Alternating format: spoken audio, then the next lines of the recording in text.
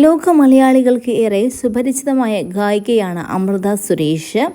നടൻ ബാലയുമായുള്ള വിവാഹശേഷവും മറ്റുള്ള പ്രശ്നങ്ങളും ഇപ്പോൾ സമൂഹ മാധ്യമങ്ങളിൽ വീണ്ടും അരങ്ങേറ്റം കുറിച്ചിരുന്നു. നടൻ ബാലയുമായുള്ള പ്രശ്നങ്ങൾക്ക് തുടർന്നുള്ള വിവാദങ്ങൾക്ക് പിന്നാലെ ഗായിക അമൃത സുരേഷിനെ ആശുപത്രിയിൽ പ്രവേശിപ്പിച്ച വിവരമാണ് ഇപ്പോൾ ഏറെ നെട്ടലോടെ ജനങ്ങൾ കേട്ടറിയുന്നത്. സഹോദരി അഭിരാമി സുരേഷാണ് ഇക്കാര്യം സമൂഹ മാധ്യമത്തിലൂടെ അറിയിച്ചത്.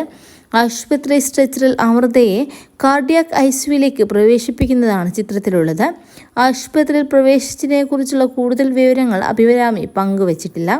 എൻ്റെ ചേച്ചിയെ ഉപദ്രവിക്കുന്നത് ഇനിയെങ്കിലും അവസാനിപ്പിക്കൂ എന്ന കുറിപ്പും അഭിരാമി പങ്കുവച്ചിട്ടുണ്ട്. ഇത്രയും മതി, എൻ്റെ ചേച്ചിയെ ഏതെങ്കിലും രീതിയിൽ ഉപദ്രവിക്കുന്നത് ഇനി അവസാനിപ്പിക്കൂ.